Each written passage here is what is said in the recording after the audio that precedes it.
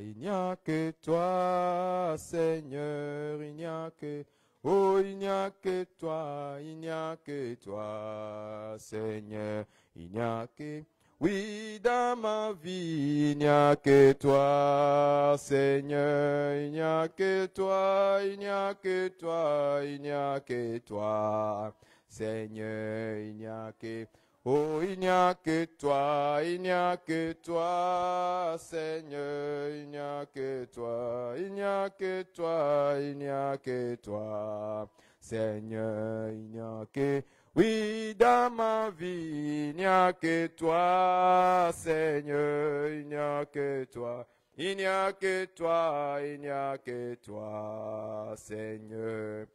Que toi dans mon cœur, il n'y a que toi, Seigneur, il n'y a que toi, il n'y a que toi, il n'y a que toi, Seigneur, il n'y a que toi.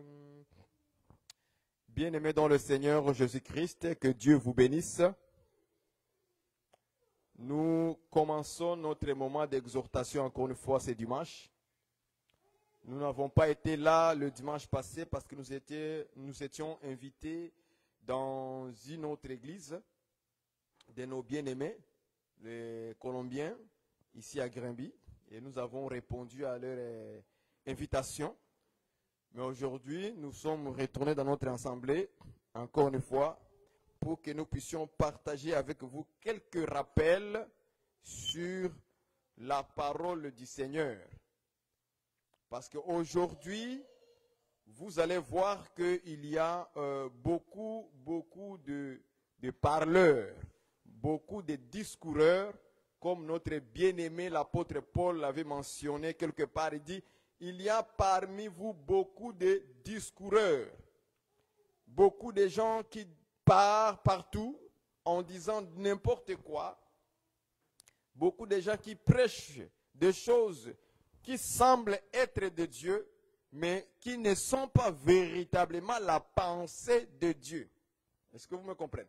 C'est pourquoi aujourd'hui nous allons faire un petit rappel aux enfants de Dieu des choses que vous allez entendre pour vous accorder l'intelligence et la sagesse, comment réfuter les contradicteurs par la parole du Seigneur, par la parole de Dieu, par les Écritures. Voilà pourquoi nous allons d'abord commencer par prier le Seigneur pour nous accorder aujourd'hui la sagesse et l'intelligence de comment réfuter les contradicteurs, c'est-à-dire les gens qui contredisent la sainte doctrine, les gens qui contredisent l'enseignement de Christ et des apôtres. Aujourd'hui, nous allons un peu revoir l'ensemble d'une question majeure que beaucoup de contradicteurs aiment utiliser pour réfuter les enseignements des apôtres. Et nous allons voir quelques passages qu'ils oublient beaucoup, que les contradicteurs, les gens qui n'aiment pas l'apôtre Paul, les gens qui n'aiment pas l'apôtre Pierre, les gens qui disent que non, ça c'est Paul qui a parlé, ce n'est pas Jésus qui a parlé, ce n'est pas le Seigneur. Ici c'est la volonté de Paul, ici c'est la volonté de Pierre, ici c'est la volonté de Jacques, de Jean, ce n'est pas Jésus qui a parlé. Tandis que dans les Écritures que les apôtres ont écrites, dans les épîtres que les apôtres ont écrites, nous ne voyons pas la même pensée. Alors, Dieu va nous donner l'intelligence aujourd'hui pour que nous puissions savoir comment réfuter ce genre de personnes par les Écritures elles-mêmes. Prions au Seigneur Jésus-Christ. Éternel notre Dieu, il n'y a qu'une seule chose aujourd'hui que nous te demandons, c'est l'intelligence spirituelle, la sagesse spirituelle, enfin Seigneur, de communiquer, Seigneur, cette intelligence à tes enfants, à ceux qui nous vont nous entendre aujourd'hui. J'ai béni ton nom qui est au-dessus de tous les noms. Merci Seigneur notre Dieu pour les conseils de la parole que tu vas nous donner aujourd'hui. Parce que ta parole, tes commandements sont nos conseillers. Tes commandements sont nos conseillers. Ils nous conseillent de marcher dans la justice. Ils nous conseillent de marcher dans la vérité. Ils nous conseillent de garder la sainte doctrine. C'est pourquoi, Père, au nom puissant de Jésus, nous te demandons, Seigneur, de nous accorder à tout à chacun de nous l'intelligence spirituelle, de nous remplir de cette intelligence, afin que lorsque l'ennemi se présentera aussi par la parole, que nous ayons l'intelligence de l'esprit pour réfuter les pensées du diable. Comme tu l'avais dit avec Pierre, lorsque l'esprit derrière qui s'est levé pour dire que tu ne mourras pas. Mais tu lui as répondu que arrière de moi Satan, car ces pensées sont les pensées des hommes. Oui Seigneur, c'est par les pensées que la parole sort. C'est pourquoi Seigneur, lorsqu'une parole sortira d'un homme, d'une femme contradicteur, Seigneur, que la sagesse de l'esprit nous soit accordée pour comprendre, réfuter, chasser cette pensée d'hommes charnels et diaboliques qui ne sont pas selon ta pensée, ni selon ta volonté. Au nom de Jésus-Christ, notre Seigneur et Sauveur, ainsi nous avons prié. Amen. Donc aujourd'hui, nous allons voir une pensée qui va nous accorder un peu l'intelligence aujourd'hui. Vous allez entendre la plupart des gens, lorsqu'ils lisent les Écritures, ils vont vous dire que ça, ce n'est pas Jésus qui a dit ça. Ça, c'est Paul qui parle. Je donne quelques exemples. Par exemple, on vous dit que Paul dit « Je ne permets pas à la femme d'enseigner ». N'est-ce pas? C'est écrit « je ». Et ils vont vous dire, vous voyez, Paul a dit « je ». Et comme il a dit « je », ce n'est pas le Seigneur Jésus qui a interdit, mais c'est Paul qui a interdit. Ça, ce sont des arguments que les contradicteurs, les gens qui n'aiment pas les apôtres, les gens qui n'aiment pas les Écritures que Jésus a inspiré les apôtres d'enseigner. Lorsqu'ils lisent une parole qui commence par « je », ils vont dire que non, vous voyez, ici c'est Paul qui a parlé, ce n'est pas Jésus-Christ qui a parlé. Mais je vais vous montrer encore quelque chose, peut-être nous allons examiner ensemble avec vous. Après on va rentrer dans notre vif sujet. Et vous allez voir que quand l'apôtre Paul parlait, parfois il disait le je. Je donne par exemple 1 Corinthiens 15. 1 Corinthiens 15, il est écrit, on va revenir là-dessus après. Paul dit ceci. Je vous rappelle, frères, l'évangile que je vous ai annoncé. Vous voyez, ici aussi il dit je. Donc il parle de lui. Il parle de son propre chef, de sa propre volonté. Donc ce n'est pas seulement dans Timothée chapitre 2 verset 11 que l'apôtre Paul a dit je. Donc la plupart des Écritures, l'apôtre Paul aussi disait je. Je vous rappelle, frères, l'évangile que je vous ai annoncé. Qui a annoncé cet évangile? C'est Paul.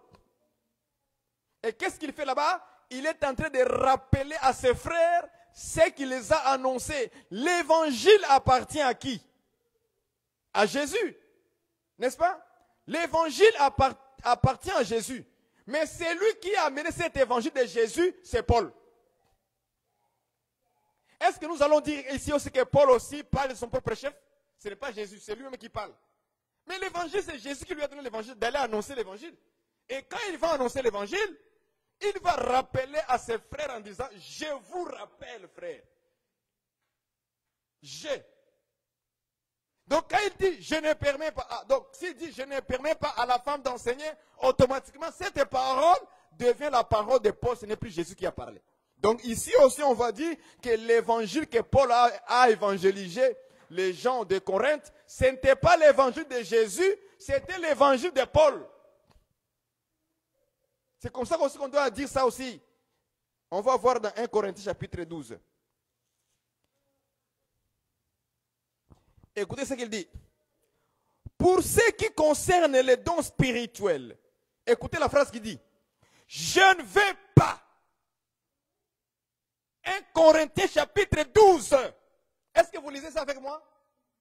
Je ne vais pas. Donc c'est Paul qui parle de son propre chef. N'est-ce pas? Il dit, en ce qui concerne les dons spirituels, virgule, je ne vais pas. Mais retenons, allons-y noir sur blanc de cette manière. Si c'est comme Paul dit, je ne vais pas, donc ça appartient à Paul seul. C'est-à-dire, quand Paul commence à parler des dons spirituels, c'est que tous ces dons spirituels ne viennent pas de Jésus, ça vient de Paul. Parce qu'il dit, je ne vais pas. Donc c'est moi, Paul, qui décide. Je ne vais pas. Frère, je ne veux pas, frère, que vous soyez dans l'ignorance.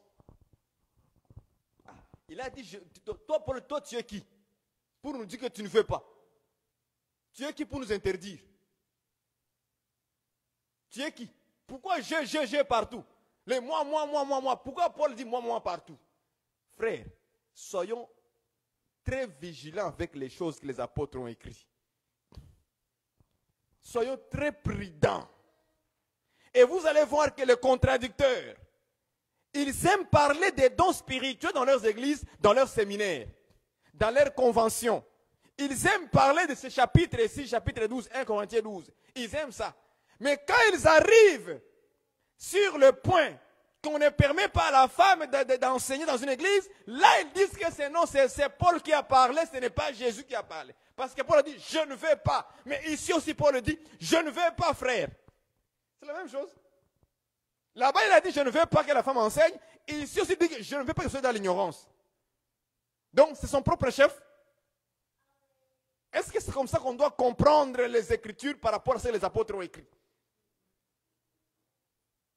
Maintenant, quand ils arrivent dans leurs églises, quand ils veulent parler des dons spirituels, ils sont les premiers de croire à Paul. Mais comme ils n'ont pas les yeux, les colliers pour nettoyer leurs yeux, alors ils sautent le verset. Ils s'intéressent pour les dons spirituels. Ils s'intéressent seulement sur les dons spirituels, mais ils ne s'intéressent pas sur d'autres points. Ils choisissent les choses qui les plaisent, les choses qui les plaisent, ils prennent cela, mais les choses qui ne les plaisaient pas, ils disent que ça, c'est Paul, ça, c'est Pierre, ce n'est pas Jésus, parce qu'ils ne voient pas leur intérêt dans ça. Alors pour justifier encore leur ignorance, qu'est-ce qu'ils vont faire? Ils vont prendre encore les paroles que Paul a écrites. Il n'y a ni homme ni femme. Ils vont s'y prendre là-bas. Là, ils croient sur la parole de Paul. Mais c'est le même Paul qui a écrit « Je ne permets pas la femme ». C'est le même Paul qui a dit « Je ne veux pas, frère, que vous soyez dans l'ignorance ». C'est le même Paul qui a dit que « Je vous rappelle, frère, l'évangile que je vous ai, il a dit « Je vous ai annoncé ». Donc cet évangile était l'évangile de Paul. Ce n'était pas de Jésus. Vous voyez? Donc, il croit quelques points que Paul a dit, d'autres points, il rejette. Et ils argumentent là-dessus. Frère, aujourd'hui, le Seigneur va donner l'intelligence. Dieu va vous accorder l'intelligence de bien refuter les pensées de ces hommes-là, des contradicteurs. Les gens qui n'aiment pas les écrits des apôtres.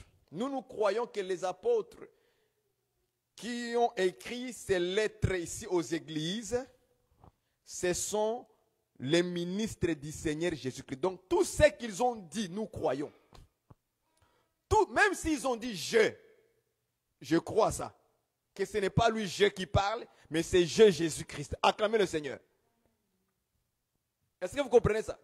Même quand Paul dit je vous rappelle, Paul aujourd'hui, il n'est pas là. Paul est déjà mort. Paul est déjà parti. Il est déjà dans la gloire quelque part avec le Seigneur. Est-ce que vous voyez ça? Paul est en repos, comme on le dit. Il est en repos de ses œuvres. En entendant la résurrection des morts. Est-ce que vous comprenez ça? Il est en repos. Pierre est en repos. Mais leurs écrits sont restés. Leurs écrits qui sont restés là. On va voir dans les Écritures. Si le c'est Paul, personnage, ou c'est le Jésus-Christ dans Paul, Jésus-Christ dans Pierre, Jésus-Christ dans les prophètes et dans les apôtres. Est-ce que vous comprenez ça? Parce que les Écritures nous disent que l'Esprit de Christ était dans les prophètes. De la même manière comme l'Esprit de Christ était dans les prophètes, dans les temps anciens, dans les temps de la loi. Okay? L'Esprit de Christ était dans les prophètes pour annoncer les choses de Dieu. Et parfois, quand un prophète venait parler, il disait parfois « je ». Est-ce que vous comprenez ça? S'il faut avoir l'intelligence de l'Esprit pour comprendre que c'est lui qui dit « je ». Ce n'est pas « je » personnage, mais c'est le « je », l'Esprit de Christ. Acclamez le Seigneur.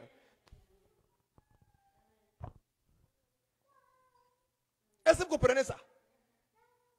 Ce n'est pas partout là où tu lis. Tu vois, non, ça c'est G, c'est Paul qui a parlé. Non, il y a parfois dans les Écritures, un ministre peut dire je, mais en réalité ce n'est pas je lui, l'homme là que vous voyez physiquement, mais c'est le jeu de l'esprit.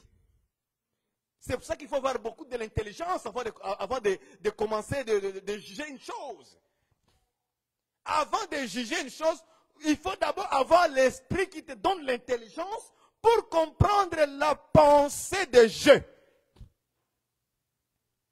Quand vous lisez l'ancienne alliance, beaucoup de prophètes disaient je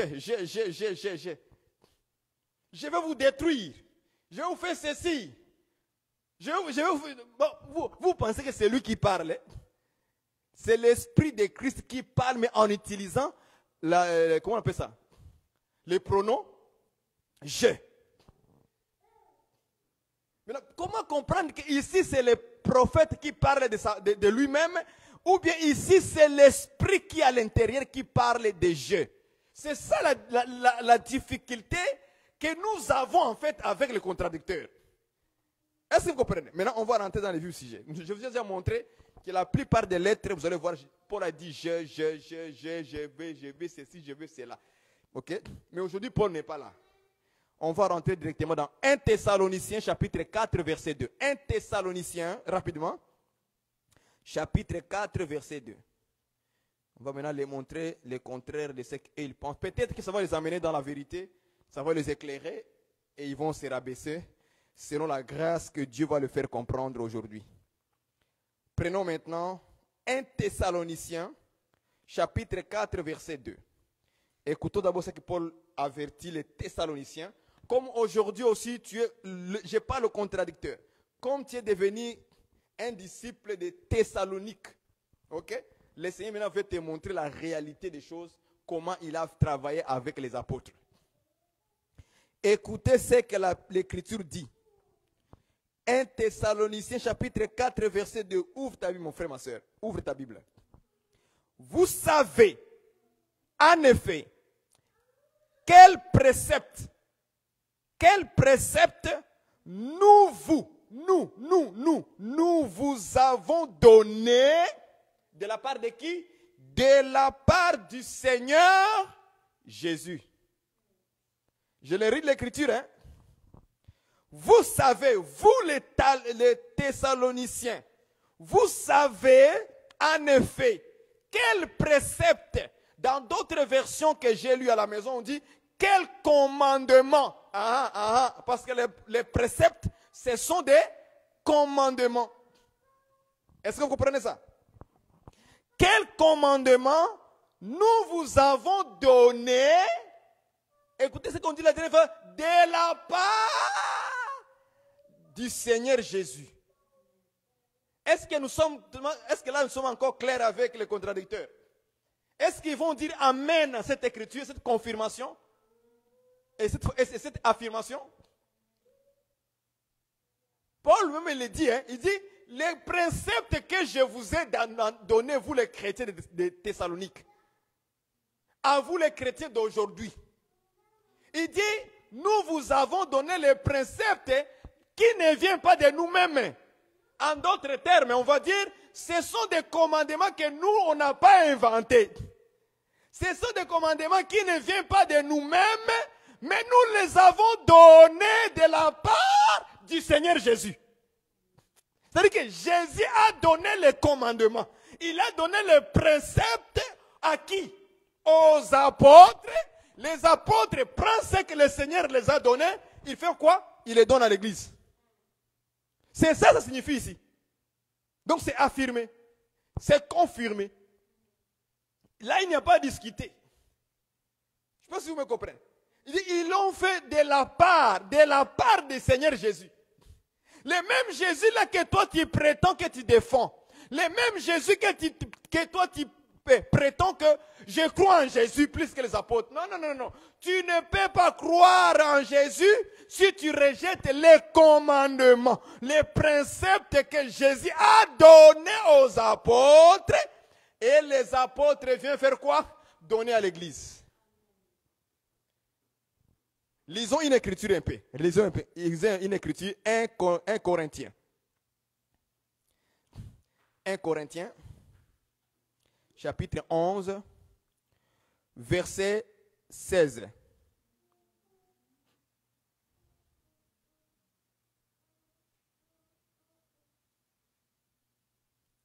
Ah, non, ce n'est pas cette écriture. Il y a une écriture où l'apôtre Paul dit, c'est ainsi que je l'enseigne dans toutes les églises. Cherche-moi ça sur Internet. C'est ainsi que j'enseigne dans toutes les églises. Dans toutes les églises. Il dit, c'est ainsi que j'enseigne. Il a dit j'enseigne dans toutes les églises. Cette phrase, c'est pour dire quoi? C'est pour venir confirmer que dans toutes les églises, Paul enseignait la même chose. Il ne changeait pas d'enseignement ou de la doctrine. Est-ce que vous comprenez ça? Il ne changeait pas d'enseignement ou de doctrine dans toutes les églises où il passait. En commençant par Jérusalem, Corinthe, Colosse, Thessalonique, en Philippe, tous ces endroits-là, tous ces contrées-là, toutes ces villes-là, Paul n'enseignait que la même chose. Parce qu'il a dit, c'est ainsi que je l'enseigne dans toutes les églises. Partout là où il passait, les mêmes enseignements, la même doctrine, les mêmes enseignements. Il posait que la même chose. C'est incroyable de voir les hommes, soi-disant de Dieu, se lever aujourd'hui et dire que non, ici c'est l'apôtre Paul qui a parlé. Ce n'est pas Jésus qui a parlé, c'est l'apôtre. Mais lui-même il dit que les commandements, les préceptes que nous vous donnons, c'est de la part du Seigneur. Ce n'est pas lui, Paul, qui a inventé une prédication comme ça dans la tête comme vous le faites aujourd'hui, vous. Les prophètes d'aujourd'hui, ils rejettent les enseignements de Paul, soit disant que non. Argument, c'est quoi? Non, ça c'est Paul qui a parlé, ce n'est pas Jésus qui a parlé. C'est incroyablement incroyable. L'apôtre Paul dit que le commandement que je vous ai donné, ça vient de la part du Seigneur. Ce n'est pas moi qui l'ai inventé. Je ne défends pas Paul, je suis en train de défendre l'enseignement, de comprendre comment Jésus a placé les choses. Il a voulu commencer par les apôtres à qui il va donner ses commandements. Et ces commandements vont rester comme les écrits pour toutes les générations. 1 Corinthiens 7, 17. Prenons un peu la pensée que je disais que l'apôtre Paul avait dit. C'est ainsi que je l'enseigne dans toutes les églises. Écoutez ce qu'il dit. 1 Corinthiens 7, 17. Seulement que chacun marche selon la part que le Seigneur lui a faite, selon l'appel qu'il a reçu de Dieu. Point. Écoutez maintenant ce qu'il dit. C'est ainsi que je l'ordonne dans toutes les églises. Donc, l'apôtre Paul ordonne, il donne des ordres. Dans quoi? Dans toutes les églises. C'est-à-dire que dans toutes les églises, quand tu t'en vas là où l'apôtre Paul a ordonné, vous verrez quoi? Vous verrez quoi? Le même ordre. Je ne sais pas si vous me comprenez. C'est ainsi que je l'ordonne dans toutes les églises. Maintenant, je pose la question aux contradicteurs et aux gens qui m'écoutent. Si maintenant tu vas dans l'église où l'apôtre Paul a ordonné, qu'est-ce que tu vas trouver là-bas? Le même ordre, le même enseignement, la même doctrine. Est-ce que vous comprenez ça? Si tu vas en Colosse, tu rentres dans l'église des Colossiens, tu trouves l'ordre que l'apôtre Paul a ordonné. L'enseignement qu'il a posé, la doctrine qu'il a posée. Quand tu vas à Thessalonique, les chrétiens de Thessalonique, tu rentres dans leur assemblée où l'apôtre Paul a enseigné, il a ordonné, vous allez trouver la même doctrine. Quand vous allez dans l'église des Corinthiens, c'est la même chose. Quand vous allez dans l'église des Philippiens, ok, vous trouvez la même chose. L'église des Éphésiens, vous trouverez la même chose. Sauf seulement les églises d'aujourd'hui en 2023, 21e siècle. C'est les seules églises. Ce sont les seules églises où vous ne trouverez pas « Je l'ordonne dans toutes les églises ». Ce n'est que les églises d'aujourd'hui qui rejettent l'enseignement de frère Paul. Parce que pour eux, c'est Paul qui a parlé. Ce n'est pas Jésus qui a parlé. N'est-ce pas? Mais lui, il a dit, c'est ainsi que je l'ordonne dans toutes les églises. Donc, comme il dit, je l'ordonne, ça c'est Paul qui a parlé, ce n'est pas Jésus. Il n'a pas le pouvoir d'ordonner. Mais c'est le Seigneur qui lui a donné cette partie-là de pouvoir, de le faire. Pour dire que ce n'est pas moi, Paul, qui l'ordonne, mais c'est le Seigneur. Je le fais de la part du Seigneur. Donc, le jeu là aujourd'hui devient le jeu du Saint-Esprit du Seigneur.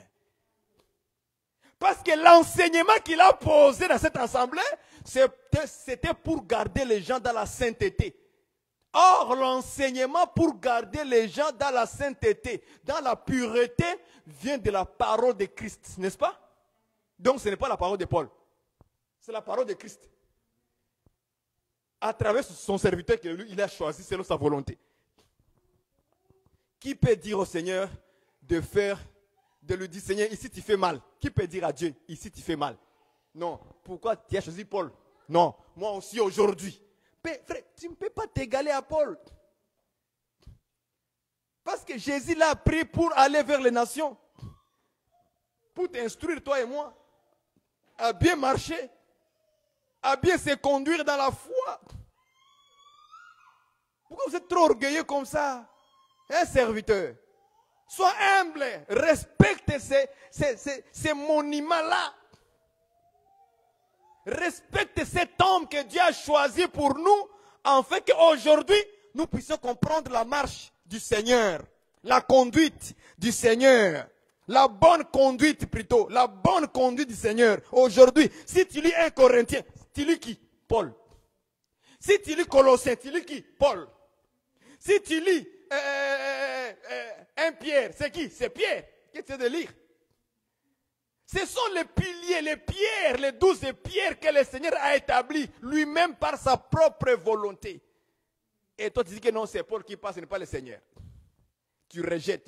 On va aller doucement avec vous, aujourd'hui là. On va aller doucement avec vous. Première affirmation, 1 Thessaloniciens chapitre 4 verset 2, Paul est clair. Il dit les préceptes, les commandements que nous vous avons donnés, c'est de la part du Seigneur Jésus. Pour dire quoi? Ce n'est pas moi, Paul. Il est clair, lui-même il est clair. Ce n'est pas moi, Paul, que j'ai inventé le commandement. Non, il dit c'est de la part de lui. Lui qu'on ne voit pas. Pierre a dit que vous avez cru en Jésus que vous ne voyez pas. Vous voyez ça? Donc celui que nous ne voyons pas, il a donné les préceptes, les commandements à ses apôtres pour qu'aujourd'hui, ça nous sert d'enseignement chaque jour de notre existence ici-bas. Nous sommes les fruits de Paul, de Pierre, de Jacques, des gens que nous lisons dans cette Bible-là. Nous sommes leurs fruits parce que nous suivons leurs enseignements jusqu'à aujourd'hui. Alors, si tu veux être égal à Paul, que Dieu, entre guillemets, a choisi, en tout cas, nous aimerions voir aussi tes lettres, écrire tes propres lettres, ajoutez-les dans la Bible. Est-ce que vous comprenez ça? Ça sera une aberration. Nous évoluons. Prenons Matthieu chapitre 28, verset 20. Matthieu, tu es où Matthieu? Matthieu 28, verset 20. Écoutez maintenant ce que le Seigneur dit aux disciples, à ses apôtres. C'est la même chose qu'il dit. 28, verset 20. Matthieu 28, verset 20. Il dit à ses apôtres d'aller faire quoi? D'aller enseigner. Je prends à partir le verset 16. Les 11 disciples allèrent en Galilée sur la montagne que Jésus leur avait désignée. Je saute au verset 20 maintenant. Et enseignez-leur à observer tout ce que je vous ai prescrit. Et voici, je serai avec vous tous les jours jusqu'à la fin du monde. Vous voyez, il dit quoi? enseignez-le. Le ici, enseignez-le à observer tout ce que vous les disciples, vous les apôtres. Moi, je vous ai donné quelque chose que vous allez donner aux autres. Est-ce que vous comprenez ça? Parce qu'au verset 19, il dit, allez, faites de toutes les nations des disciples, les baptisant au nom du Père, du Fils et du Saint-Esprit.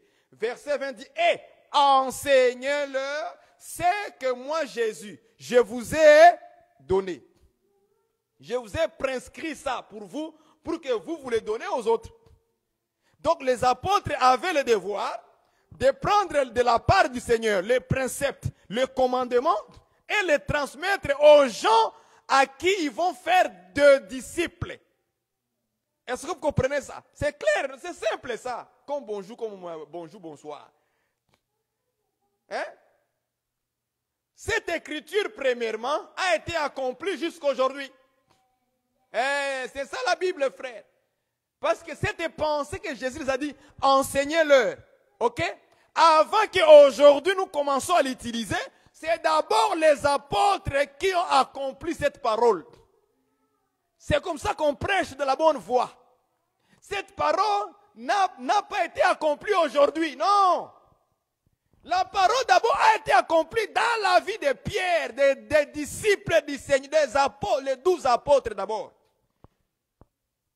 C'est à eux que ça a commencé. Ça s'est d'abord accompli dans leur vie. Maintenant, aujourd'hui, on peut se servir de ça maintenant pour aussi la continuité de la pensée de Jésus. Ça maintenant, c'est notre affaire. Mais d'abord, premièrement, c'était d'abord les 11 disciples. C'est à eux d'abord que Jésus a adressé la parole. Il dit, vous maintenant, allez, faites de toutes les nations des disciples. Maintenant, ici, quand Jésus envoie les 11, quand Jésus envoie les apôtres, c'est pour aller faire des disciples des nations. Est-ce que vous comprenez? C'est-à-dire que vers les nations, Jésus n'avait encore rien choisi comme ministre. Écoutez-moi très bien. Vers les nations, il n'y avait pas encore un ministre de Dieu. Il y avait vide. Donc Jésus devait prendre les gens que lui il a pris. Les Juifs là, les Pierre, les Jacques, les Philippe, ces gens-là, Jésus les prend d'abord comme les piliers, comme ses piliers. Il les prend les 12, il forme les fondements. Il dit, vous maintenant, à partir de vous, moi Jésus, j'aurai des disciples des nations maintenant. C'est comme ça que nous, vers les nations, on doit honorer, respecter l'enseignement des 12 apôtres. Est-ce que vous comprenez? Parce que c'est le fondement sur lequel nous, en tant que les disciples de l'Église, nous sommes fondés. C'est-à-dire que tout pasteur, homme de Dieu, qui soit puissant, élevé, comment? Il ne peut pas dire que lui, il est devenu comme Paul, comme Pierre. Jamais de la vie.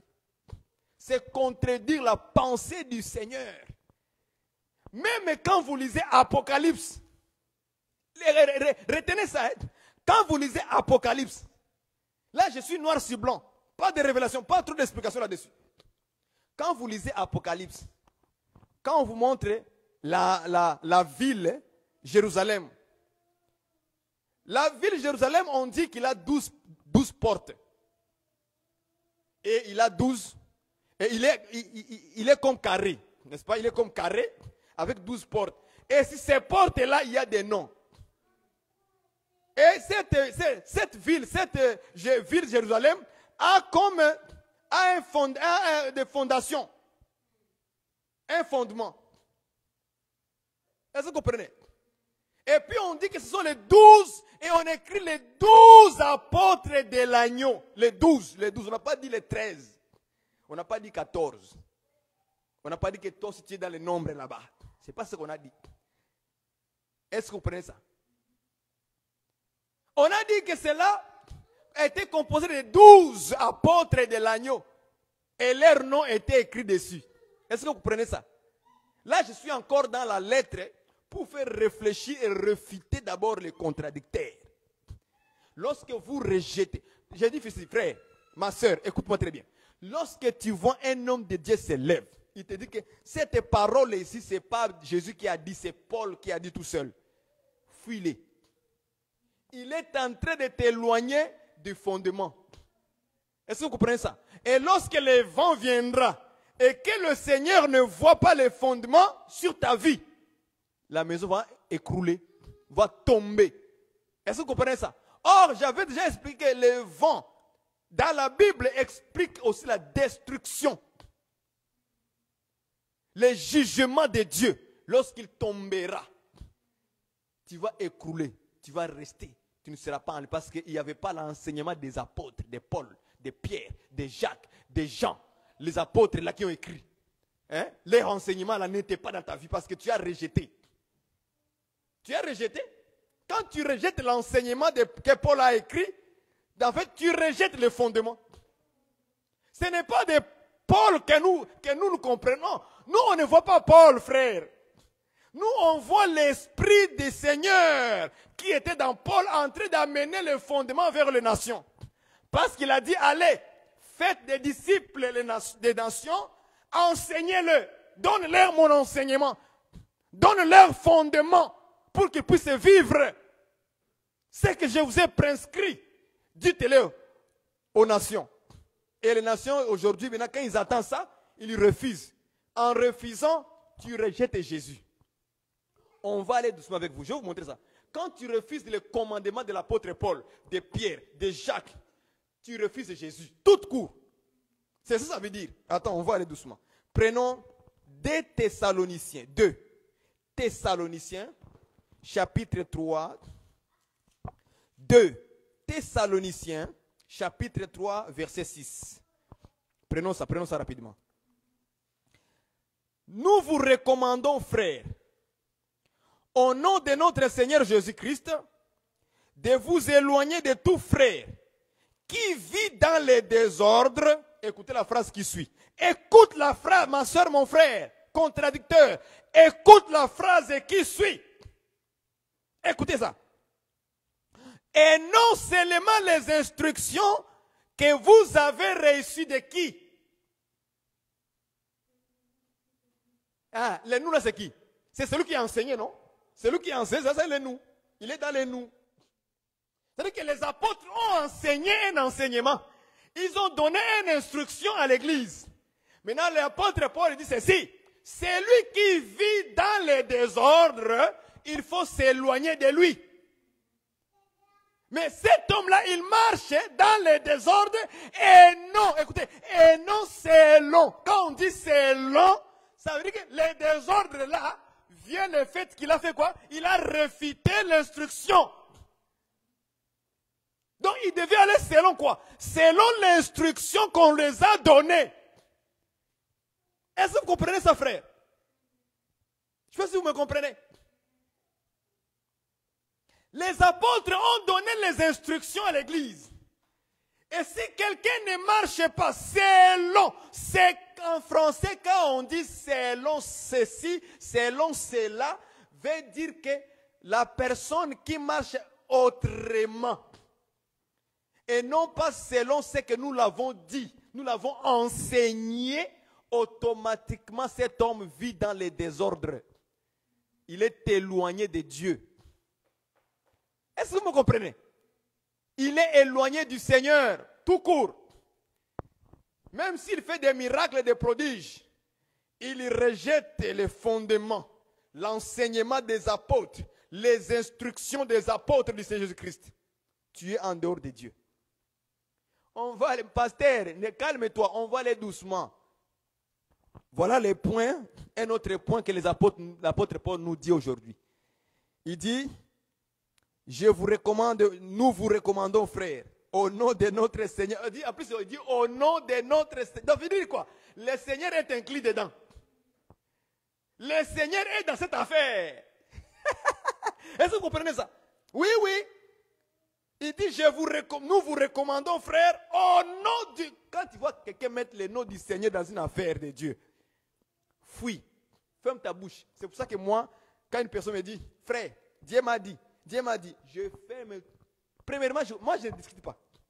Non, non. Il me dit, Dieu m'a dit. ah, Dieu t'a dit, je ferme ma bouche directe, je ne discute pas.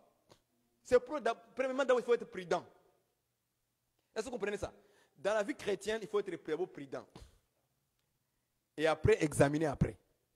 Quand quelqu'un te dit, c'est Dieu m'a dit, la première des choses, ne discute pas d'abord. Parce que tu ne sais pas d'abord si c'est vrai ou c'est faux. Est-ce que vous comprenez ça? Commence d'abord à fermer ta bouche pour ne pas refuter la voix du Seigneur. Reste d'abord calme. Parce qu'il y a des chrétiens, ils se croient être beaucoup plus spirituels. Jusqu'au point où ils vont même commencer à rater ce que Dieu dit. Parce qu'ils se croient très spirituels. Maintenant, ils commencent à échapper à la voix du Seigneur maintenant. La sagesse dira ceci. Quand tu attaques et te dis que Dieu me dit de te dire, la première chose, écoute d'abord ce que cet homme va dire. Écoute, ne discute pas avant d'écouter. On ne juge pas avant d'écouter. On écoute d'abord. On ferme sa bouche. On reste restreint, calme, tranquille. On écoute. Ok, qu'est-ce que Dieu t'a dit? Dis-moi. Vas-y. Tu écoutes et dis, Dieu m'a dit, donne-moi ta femme parce que c'est ma femme. Voilà. Ouais. Tu écoutes d'abord avant de juger. Écoute. Dieu m'a dit dans la nuit que cette femme que toi tu as prise, c'est ma femme à moi. Ce n'est pas ta femme. Tandis que toi tu l'as mariée, tu as déjà 5 enfants avec elle. 8 enfants, 10, 12 enfants avec elle. C'est maintenant que Dieu vient maintenant te dire que c'est ta femme à toi. Ce n'est pas ta femme dans le ministère. Ou bien, tu vas entendre le pasteur, il a vécu avec une femme. Il est devenu pasteur. Quelques temps après, on s'est dit non, ça ce n'est pas la femme de mon ministère. Et il vient devant la chaire pour dire aux gens que non, cette femme est partie. Parce que ce n'était pas la femme de ma destinée. Hein? C'est maintenant, aujourd'hui, que Dieu viendra dire maintenant, ce n'est pas ta femme de destinée. Et les croyants qui sont là, qui croient en lui, oui, ils acclament. Personne n'examine, personne ne juge selon la parole. Après avoir écouté, qu'est-ce que vous faites maintenant? On examine la prophétie. C'est ça qu'on a dit. Il dit, ne méprisez pas la prophétie, mais examinez-les. Il faut les examiner, les prophéties. Il faut les examiner. Mais d'abord, il faut écouter. Tu écoutes? Ah, Dieu t'a dit que ma femme, c'est ta femme à toi. En tout cas, merci beaucoup pour ta prophétie. Mais je prie que Dieu puisse t'éclairer dans ta vision comme il faut. Bye bye. Tu t'en vas, c'est tranquille. C'est tranquille. Est-ce que vous comprenez ça? Tu écoutes, puis tu juges après. 2 Thessaloniciens chapitre 3 verset 6. Nous vous recommandons, frères, au nom de notre Seigneur Jésus-Christ, de vous éloigner de tout frère qui vit dans les désordres et non selon l'instruction. Dans d'autres versions bibliques, on dit selon les enseignements que vous avez reçus de nous. Ces instructions viennent de qui? Des apôtres. C'est eux qui les ont enseignés à l'église. Maintenant, si quelqu'un ne suit pas ces enseignements-là, ces instructions-là, automatiquement tu vis dans les désordres. Tu es loin du Seigneur. Peu importe. Oh non, c'est l'apôtre Paul qui a dit, ce n'est pas Jésus. Tu es déjà éloigné de Dieu. Je vais vous montrer ça. On continue, on prend un autre verset. 1 Thessaloniciens chapitre 4 verset 8. 1 Thessaloniciens chapitre 4 verset 8. Écoutez ce qu'il est écrit. Celui donc qui rejette ces préceptes au pluriel, hein, ces préceptes au pluriel, s'il vous plaît. Celui qui rejette ces commandements au pluriel, non, il y en a plusieurs, hein, n'est-ce pas, non? Ces préceptes ne rejettent pas un homme, mais qui? Mais Dieu qui vous a aussi donné son Esprit Saint. N'est-ce pas, c'est écrit là dans le blanc? Il dit, quand tu rejettes ces commandements que nous vous avons donnés, quand tu rejettes ces instructions que nous vous avons données, quand vous rejetez ces enseignements que nous vous avons donnés, ce n'est pas un homme que tu es en train de rejeter, mais c'est Dieu. Est-ce que vous avez compris ça? Hein? Comprenez ça d'abord. Les apôtres ont donné les instructions, les préceptes de la part du Seigneur. Toi, tu rejettes. En fait, ce n'est pas un homme que tu as rejeté. C'est qui? C'est l'enseignement, c'est la doctrine que tu as rejetée. Vous voyez maintenant que Paul doctrine, Paul maintenant devient doctrine maintenant aujourd'hui.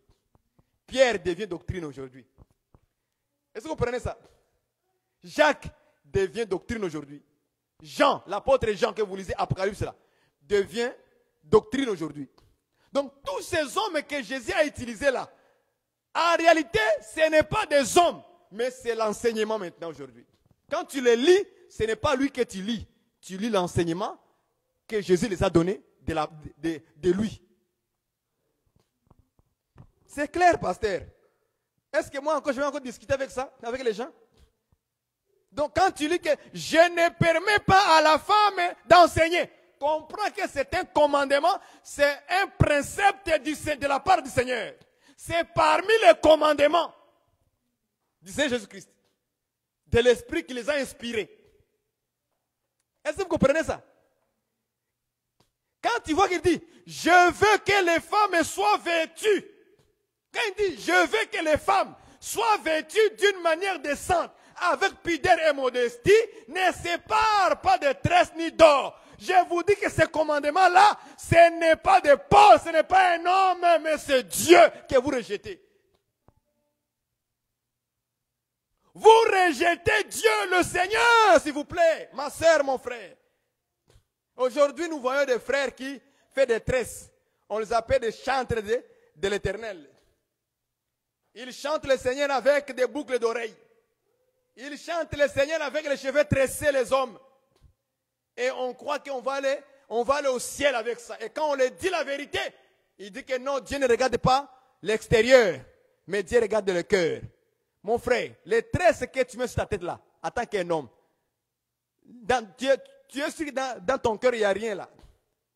Tu ne l'as pas désiré. Hein? Donc, tu étais aveugle. Hein? Ah, on me fait des tresses aujourd'hui. Fais-moi des tresses. Mais dans mon cœur, il n'y a rien. On te fait les tresses, pam, toi un homme. Hein? Et en plus, les modèles qu'on fait aujourd'hui, c'est quoi? On rase ici. Ici, on rase. On rase ici, on rase. Tous les cheveux sont rasés ici. Il fait le coiffe. Mais ici, au milieu, il fait des colonnes. Hein? Des tresses. On les tresse, des tresses ici. Et puis, on commence à chanter. Dieu. Vous voyez maintenant, les frères, tous les jeunes sont en fait en train de sauter dans le concert. Jésus. Parfois, il y a des Jésus là, qu'on parle aujourd'hui là. Il y a des Jésus nés qu'ici là. Ici. Mais ici, il n'est pas là. Dans le cœur, Jésus n'y est pas. Jésus regarde, il dit, non, ça c'est le Jésus, l'être. Mais ce n'est pas Jésus, l'esprit. Il y a la différence entre Jésus, l'être, et Jésus, esprit. Jésus, l'être, c'est comme tu dis Barouani. Ce n'est qu'une lettre. Un nom. Un nom comme ça, que tout le monde connaît. Mais Jésus, l'esprit, c'est quelqu'un qui est dans ton cœur. Il est là, il est installé là-bas. Tout ce que tu fais, il surveille. Il veille à ta conduite, à ta manière de parler, ta manière de penser, ta manière de voir les choses, ta manière de juger les gens, ta manière de s'habiller. Donc, l'esprit, il est en train de regarder tous les mouvements de ta vie. C'est pour ça qu'un vrai chrétien, quand il pêche, il ne fera même pas 2 jours. Je vous dis la vérité. Un vrai chrétien, je dis le vrai, ça dit celui qui a l'esprit de Dieu là. Non, frère, nous, on a goûté sur ça, frère. Moi, j'ai goûté sur ça. Essaie de pécher, tu vas voir. Si tu es l'esprit de Dieu, tu vas pas, même pas 2 jours, c'est beaucoup. 2 jours, c'est beaucoup. Les mêmes jours là, tu vas pleurer comme ça. Seigneur, pardonne-moi. Tu vas pleurer comme ça. Parce que ça va te déranger. Tu vas confesser ça, frère. Tu vas confesser. Ça sont les vrais chrétiens. Un vrai disciple de Jésus qui a reçu le Saint-Esprit, il ne dormira pas 2 jours avec les péchés. Jamais de la vie. Il va les confesser, les vomir. Parce qu'il a blessé, mais il a blessé l'esprit. Mais les chrétiens d'aujourd'hui, Jésus, avec les tresses, Jésus, avec les bouts d'oreilles. Un homme. Et on te laisse à l'aise dans ça. Il dit, il sert le Seigneur. Il sert le Seigneur avec ça là. Et l'esprit ne lui dit rien. Non. Et chaque fois qu'on lui rappelle, il refute. Il refute. Il ne fait que refuter tous les jours. On comprend, est-ce que cet homme vraiment a l'esprit de Dieu? Vraiment, est-ce qu'il a l'esprit du Seigneur? Dans les groupes, musicaux, hein? Dans des groupes musicaux que nous voyons aujourd'hui, sur les réseaux sociaux, comme aujourd'hui, maintenant, tout le monde peut faire des vidéos, tout le monde peut chanter, entrer en studio, faire sa propre musique, selon son désir, selon son modèle. Aujourd'hui, lorsqu'on écoute des chansons, même un païen peut chanter Yahweh, peut chanter Jéhovah, peut chanter Jésus, peut chanter Seigneur, et ça va prendre l'ampleur. Tous les chrétiens vont cliquer j'aime, sans vérification. Ils vont cliquer j'aime. Parce qu'aujourd'hui, le bon marketing pour gagner des vues sur le YouTube, en fait de gagner de l'argent, c'est le nom de qui? De Jésus.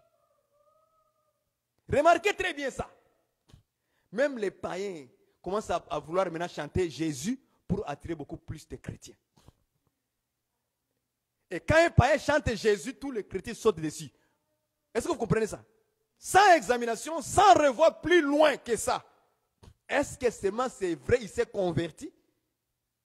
Parce que ça cartonne bien à l'oreille, la chanson qu'il a faite. Ça sonne bien, le son est très bien. Ça fait bouger le corps. Ok? Ça vous fait bouger. C'est tout. Et puis tout le monde croit que, c'est pour Dieu qu'il a chanté. C'est pour la gloire de Jésus, yo, pour la gloire de Jésus, yo, pour la gloire de Jésus, yo, pour la gloire de Jésus, yo. On met les danseurs, on les met, on danse, on saute. Et les gens croient que ça c'est Jésus. Parce qu'il a dit le mot, pour la gloire de Jésus, yo, pour la gloire de Jésus, yo. On va avancer, on va avancer. Et puis tous les chrétiens prennent ces mélodies-là, dans leur voiture, dans leur maison. Même à l'église, on commence à les chanter. Pour la gloire de Jésus. Mais c'est lui qui a chanté ça. Il ne s'est jamais converti.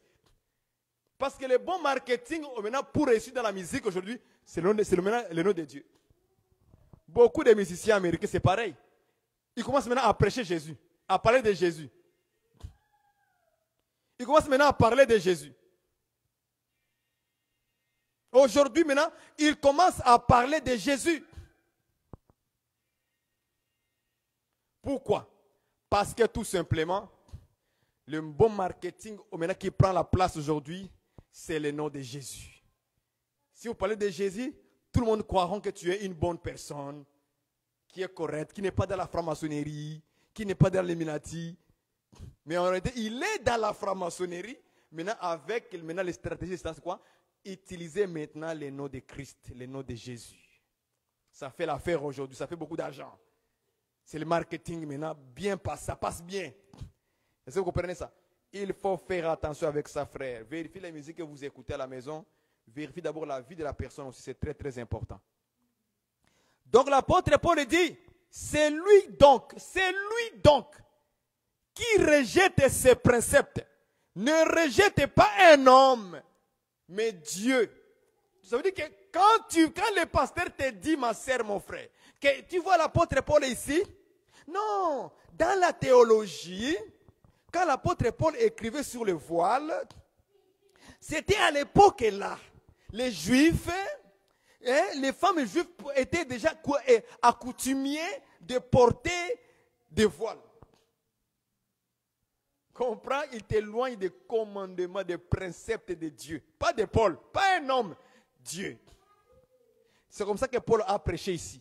C'est lui, peu importe la personne, c'est lui donc qui rejette ces préceptes.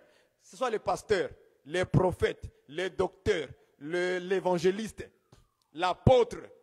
Peu importe les gens là qui sont aujourd'hui comme ministres de Dieu là, aujourd'hui. S'ils rejettent seulement ces préceptes, ces enseignements de l'apôtre Paul, de Pierre, de Jacques, de Jean, et lui commence à transformer, dit, ici là, c'est quand à l'époque là, ici, c'est à l'époque là. Quand il commence à t'amener à l'époque, éloigne-toi.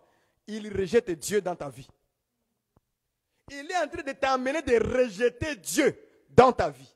Parce que Paul a dit que c'est de la part du Seigneur que nous vous avons donné des préceptes, des commandements, des instructions. C'est de la part de Jésus. Ce n'est pas, la volonté de Paul. Paul était déjà pharisien. Paul était méchant contre l'église.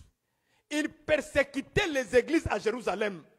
Paul ne connaissait pas Jésus, mais c'est Jésus qui est allé le chercher. Par la force. Par sa volonté. Et Paul a dit, mais qui suis-je? Qu'est-ce que je vais faire, Seigneur? Il dit, va dans la ville là-bas. Il y a un homme qui viendra te suivre là-bas. Et il va t'instruire bien. La voix du Seigneur. Est-ce que vous comprenez ça? Si les pasteurs comprenaient ça, ils diront maintenant que ce que Paul a écrit, c'est notre enseignement. Nous devons respecter ça. Dans notre assemblée, depuis aujourd'hui, les femmes n'enseigneront plus ici. Ils vont tous s'asseoir. S'il y a une prophétie que Dieu va les inspirer là-bas, ils vont les dire. On va prendre la prophétie au sérieux. Si elle veut parler en langue, elle parlera en langue sur sa chaise, là-bas, comme tout le monde. Mais se mettre debout pour donner les commandements, l'enseignement, les préceptes du Seigneur, ça, c'est un appel par Dieu à l'homme qu'il a choisi. Ce n'est pas n'importe qui. Même les hommes, c'est l'homme que Dieu a choisi. Est-ce que vous prenez ça? Pourquoi Jésus va parler aux 11 apôtres? Et quand vous regardez les 11 apôtres, donc les ministres de la parole, Jésus n'a pas pris une femme à l'intérieur, même une seule femme, pour dire apôtresse aussi est rentrée dedans. Pourquoi Jésus n'a pas fait ça? Or, ce que les maîtres font, nous aussi on fait la même chose, n'est-ce pas? Il dit, les disciples n'est pas plus grand que son maître. Les disciples ne font que ce que son maître a vu, ce que son maître a fait.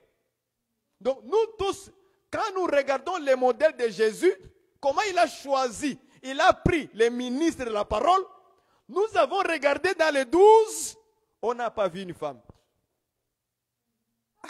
Maintenant, si lui le maître n'a pas fait ça, maintenant moi le simple disciple, en 2023, je vais faire comment?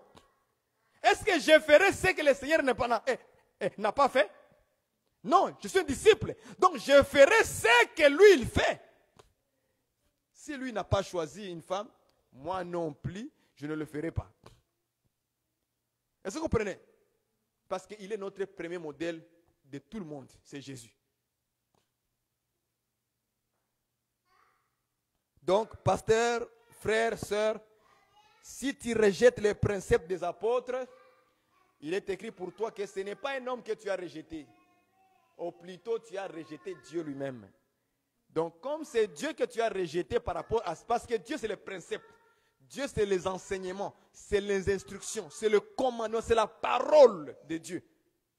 Quand tu rejettes ces commandements-là que Dieu a donnés à ses apôtres, de donner à l'Église, et toi, tu viens contredire aujourd'hui, alors, au contraire, tu n'as pas rejeté Barouani, ni un frère tel, ni l'apôtre Franck, ni l'apôtre qui, non, ce n'est pas eux que tu as rejeté. Tu as rejeté Dieu lui-même. Donc, les pasteurs qui te trompent là, ma soeur, de ne pas se voiler, parce qu'à l'époque, ici, il faut comprendre à l'époque, il est tenté de t'éloigner de Dieu, tu ne rentreras pas dans le royaume. Est-ce que vous comprenez ça? Une femme à qui on a laissé prêcher à l'église, ma soeur, si on t'a laissé prêcher dans une assemblée, sache-le très bien, la pasteur qui t'a dit ça là. Il dit non, ici, c'est l'apôtre Paul qui a parlé, ce n'est pas Jésus qui a parlé. Il a fermé la porte du ciel pour toi. Est-ce que vous comprenez ça? Il ferme la porte du ciel parce qu'il ne t'a pas donné le commandement de Dieu. Il ne t'a pas donné à travers ces ministres qu'il a choisis par lui-même. C'est la lumière que Dieu nous a donnée. Je prends avec vous 2 Thessaloniciens 3, 14. 2 Thessaloniciens 3, 14. Oui. Calme-toi. On lit 14. 2 Thessaloniciens chapitre 3, verset 14. Et si quelqu'un, vous voyez ça, et si quelqu'un, peu importe la personne, pasteur, homme de Dieu, servant de Dieu, un frère simple, une sœur simple, si quelqu'un n'obéit pas à ce que nous disons, j'aime ça. Si quelqu'un n'obéit pas à ce que nous disons, écoutez ce qu'il dit. Par cette lettre, dans d'autres versions bibliques, on dit par cette épître. Parce que les épîtres, ce sont des lettres qu'ils écrivaient. Il dit, si quelqu'un n'obéit pas à ce que nous disons par cette lettre, notez-les et n'ayez point de communication avec lui, afin qu'il éprouve de la honte. Vous avez vu ça? Si quelqu'un n'obéit pas à ce que nous c'est qui ça? C'est Paul et dedans, non? C'est que nous, à l'apôtre Paul, Pierre, Jacques et les autres, nous les apôtres, tout ce que nous disons dans ces lettres ici-là, en réalité, nous n'aurons pas de communication avec toi. Je suis désolé. Pour éprouver de la honte. C'est une honte pour toi, frère, tu n'obéis pas à l'apôtre Paul. C'est une honte pour toi, ma sœur, tu n'obéis pas à Pierre. C'est une honte, tu n'obéis pas à Jean, à Jacques, à Jude. Tu n'obéis pas. Parce que tu as pris ces gens-là comme des hommes. Tu les vois comme des hommes. Non, c'est un homme qui a parlé. C'est l'apôtre Paul qui a parlé. Ce n'est pas Dieu. Alors tu rejettes ce qu'il a dit. En plus, tu fais tout ton mieux pour tu argumentes des faussetés. Tu déchires le vrai sens de ce qu'il a écrit. Tu détruis même. Tu cherches les étymologies. Tu cherches les mots en grec, les mots en hébreu. Aujourd'hui, maintenant, on est tombé dans les pièges des Grecs et des Hébreux. Quand vous voyez quelqu'un commencer à vous parler trop d'étymologie, et ces mots-là viennent en grec, on dit ceci. En hébreu, à l'époque, on disait ceci. Il est en train de vous éloigner de la parole. Moi, je veux vous dire la vérité. Ce n'est pas que j'ai les Grecs, les mots grecs, les mots, je ne sais pas moi, les mots, comment on appelle ça? Les mots hébreux, les étymologies, tout ça là. Non, je n'ai pas ça. Ce n'est pas ça mon problème. Le problème, c'est quand les mots commencent à être invoqués, grec, hébreu, étymologie, pour maintenant s'éloigner du sens français qu'on nous a montré noir sur blanc, pour contredire la pensée que les apôtres ont posée. Comprenez qu'il y a un danger dans l'étymologie grecque, les mots hébreux, tout ça là. Mais si tu nous amènes à comprendre exactement la pensée de ce que Paul disait, mais ça garde toujours la vraie compréhension. Et non pas rejeter, mais garder la vraie compréhension. Ça c'est bon. Mais si c'est pour nous démontrer, en fait, de contredire ce qu'elle... Non, moi je ne suis pas d'accord avec toi. Moi je suis clair, hein. Je ne serai jamais d'accord avec toi. Oh, étymologie, les mots ici c'est comme ça en grec. Pour nous éloigner de ce qui est écrit là. Soit que non, ça c'est en français. Frère, toutes les langues dans le monde entier. Toutes les langues dans le monde entier. Prends les mots français, transférez-les en anglais. Prends les mots anglais, transfère-les en français, ça va changer. On ne choisira jamais les mêmes mots exactement en anglais pour l'amener ça en français. On va choisir d'autres mots qui sont semblables. Mais ça garde toujours la même pensée. Est-ce que vous comprenez ça? C'est les gens-là qui ont traduit la Bible grecque et hébreu en français. Est-ce que vous comprenez ça? La langue française n'est pas la langue hébreu. La langue grecque, ce n'est pas la langue française. Ce n'est pas la même chose. Et dans chaque langue, nous avons chacune ses propres expressions, des mots, des phrases, des orthographes, de ceci, cela, tout ça là. Ce n'est pas la même chose. Est-ce que vous comprenez ça? Donc, quand ces gens-là étaient assis, en train de vouloir traduire la Bible là, les lettres de Pierre, de tout ça là, de Paul, de Jude, de Jacques, de Jean, dans leur langue araméenne, quoi que ce soit là, qu'on les amène en français, c'est sûr et certain, il y aura des failles. Il y aura des failles parce que ce sont des langues faibles. Les langues que nous avons sont des langues faibles. Il y a des langues où quand tu parles, c'est fort. C'est pour ça que vous allez voir des pasteurs dire fire, parce qu'ils pensent que le mot fire en anglais, ça a beaucoup de puissance. Et que quand je dis le feu, ça n'a pas trop de puissance. Tu vois? Pourquoi les gens pensent comme ça? Ça, c'est la mentalité de la langue. C'est le problème de la langue. Est-ce que vous comprenez ça? On croit que si je dis fire, donc ça a beaucoup de puissance, donc ça va sortir la puissance. Et quand je dis feu, feu, feu, non, feu, ça n'a pas de poids. Vous voyez? Parce que mentalement, on croit à ça comme ça. Est-ce que vous comprenez? Vous allez voir un pasteur en train de prêcher en lingala. Mais quand il veut lancer le feu, il dit fire! Oh, comment on s'en met? Oh. Il est en train de dire des choses en lingala, mais quand il veut dire feu, il dit fire en anglais.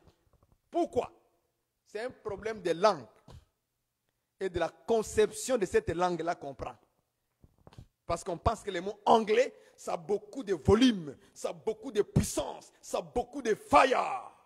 Hein? Beaucoup de bouf, bouf. Parce que c'est ça l'image que les Américains nous montrent à la télévision. La gloire, la puissance, la force. Et même quand ils parlent en anglais, vous avez l'impression que c'est quelqu'un qui a beaucoup de force. Yes, I know, we're gonna do it. Ouais? Ça a beaucoup d'impression comme si tu es violent.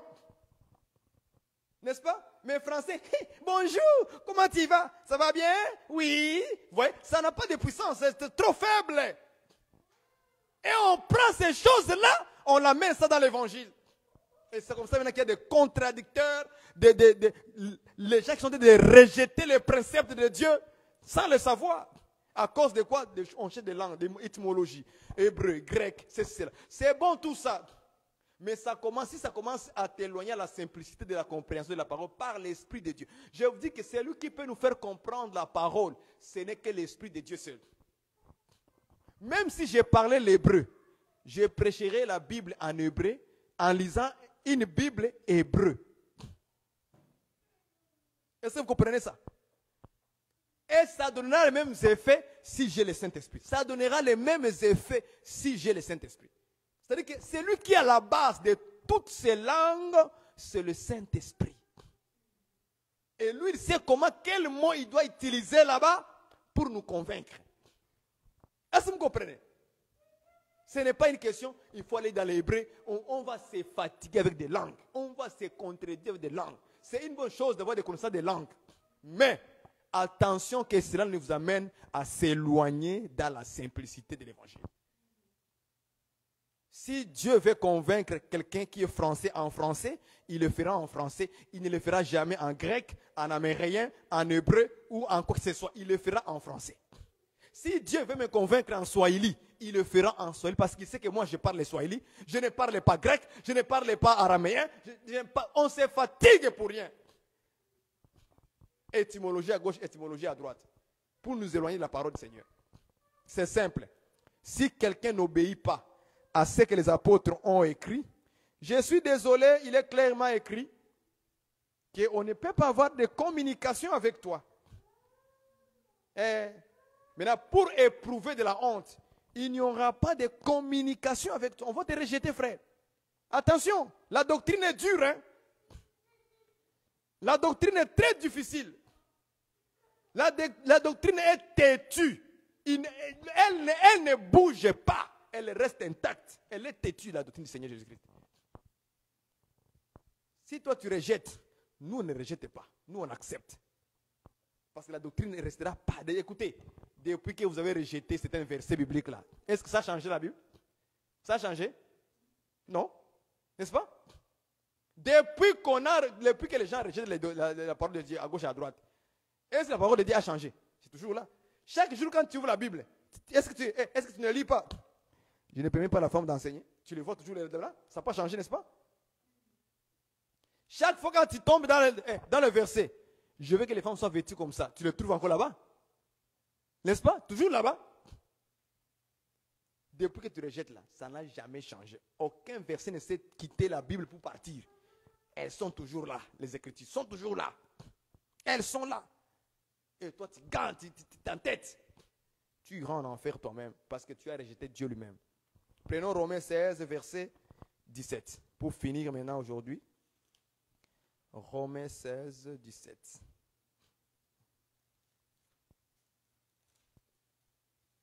On va finir avec ces versets pour nous rappeler que les choses que les apôtres ont écrites, ce n'est pas de leur propre chef, c'est de la part du Seigneur tout court.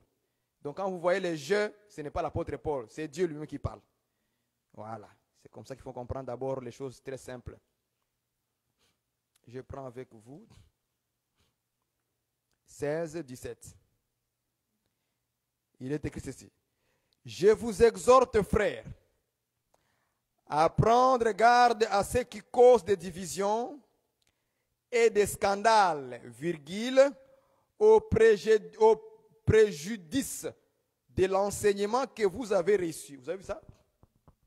Il dit de prendre garde à cause de certaines personnes qui créent des divisions et des scandales. C'est-à-dire que dans l'église, il peut y en avoir des gens qui créent des quoi? Des divisions et des scandales. C'est possible que ces gens-là soient dans votre église. Ok? Maintenant, moi, c'est la phrase qui suit après qui m'intéresse. Écoutez ce qu'il dit. Il dit, non, la phrase qui suit maintenant après. Il dit, à ceux qui créent des divisions et des scandales, virgule, au préjudice de l'enseignement que vous avez préjudice. Dans le français facile, on dit, à ceux qui sont contre la doctrine que vous avez reçue. Dans une autre version, on dit contre des choses qui ne sont pas selon la doctrine, selon l'enseignement. C'est-à-dire que préjudice veut dire une chose qui est contraire à ce que nous t'avons donné. Je ne sais pas si vous me comprenez. Donc ces gens ont mené des divisions, des scandales, ok, contraires à la doctrine que vous avez reçue. Ils ont reçu ça à qui et par qui? Par les apôtres, c'est clair. La réponse est là, c'est par les apôtres. Hein? Pasteur, tu es un homme de Dieu, sérieux, vieux, avec les cheveux blancs, mais tu contredis l'enseignement et tu penses que tu es sage. Tu n'es pas sage. Pour moi, tu n'es pas sage. Et tu n'es pas intelligent. Parce que tous ces versets que je donne là aujourd'hui, là, tu devrais les lire depuis longtemps. Rassemble ces versets que je donne aujourd'hui là. 1 Thessaloniciens chapitre 4 verset 2. Matthieu 28 verset 20. 2 Thessaloniciens chapitre 3 verset 6. 1 Thessaloniciens chapitre 4 verset 1 et 8. 2 Thessaloniciens chapitre 3 verset 14. Romains 16 17. Rassemble ça et lis-le tranquillement à la maison. Rassemble ça. Lis-le tranquillement.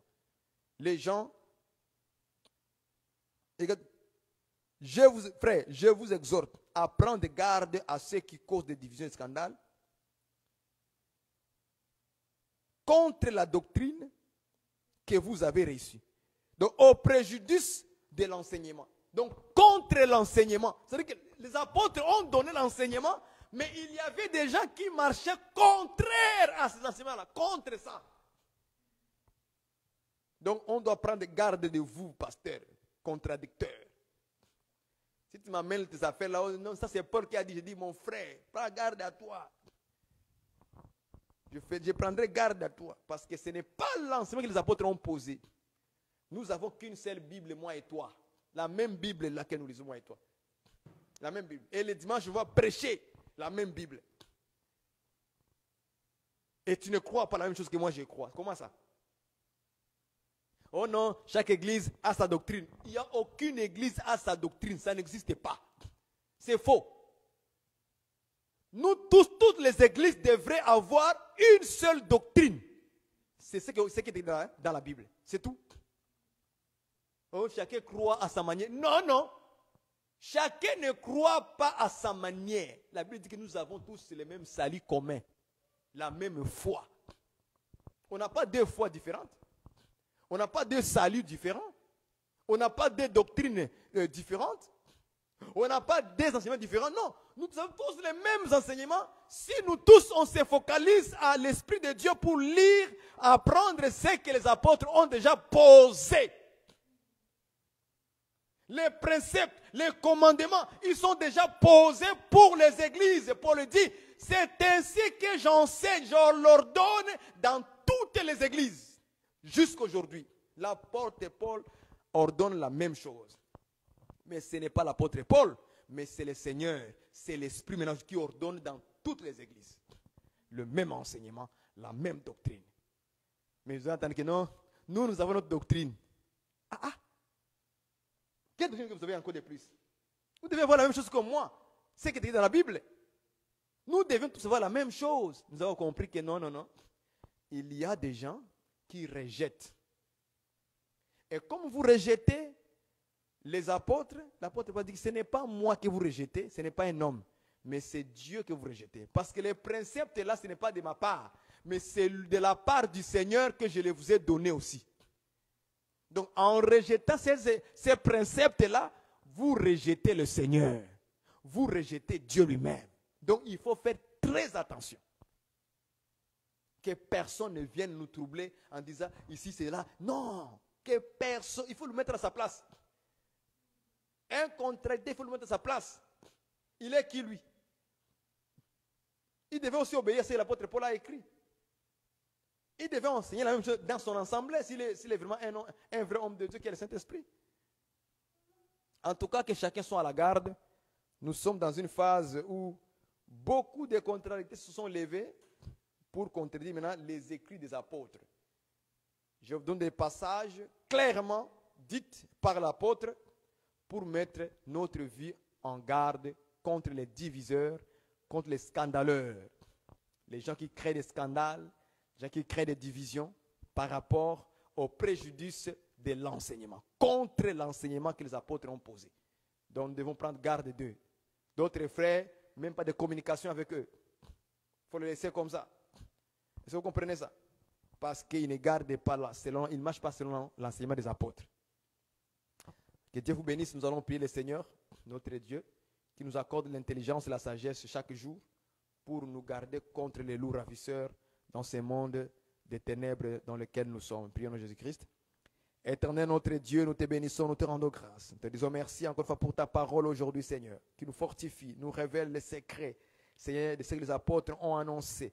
Ce n'était pas de leur propre chef, ni de leur propre part, mais c'était de la part du Seigneur Jésus qu'ils ont parlé, donné à l'Église, enseigné à l'Église la manière de marcher, de se conduire, de parler, de vivre, d'aimer. Oh, c'est tout cela venait de toi. C'est pourquoi nous croyons dans tout leur enseignement du début jusqu'à la fin, comme tu le dis, comme on le dit nous les hommes, jusqu'à Apocalypse. Seigneur, bénis ton peuple et tes enfants qui ont entendu ce message. Et j'ai prie, Seigneur, que tu les accordes la grâce d'augmenter dans leur vie la sagesse, l'intelligence, la prudence contre les loups ravisseurs, contre les méchants. Donne-leur les dons d'esprit de discernement, afin de discerner les esprits de python, les esprits malins, les esprits de ruse, qui marchent dans plusieurs aujourd'hui, afin de nous éloigner de la doctrine. Oh Dieu, aie pitié de ceux qui sont tombés dans ces pièges, de retourner dans la voie du Seigneur. Merci encore une fois notre Dieu pour ces belles paroles que tu nous as données aujourd'hui pour fortifier notre cœur et notre intelligence. Nous bénissons cet après-midi au nom de Jésus-Christ. Ainsi nous avons prié. Amen. Que Dieu vous bénisse et à la prochaine.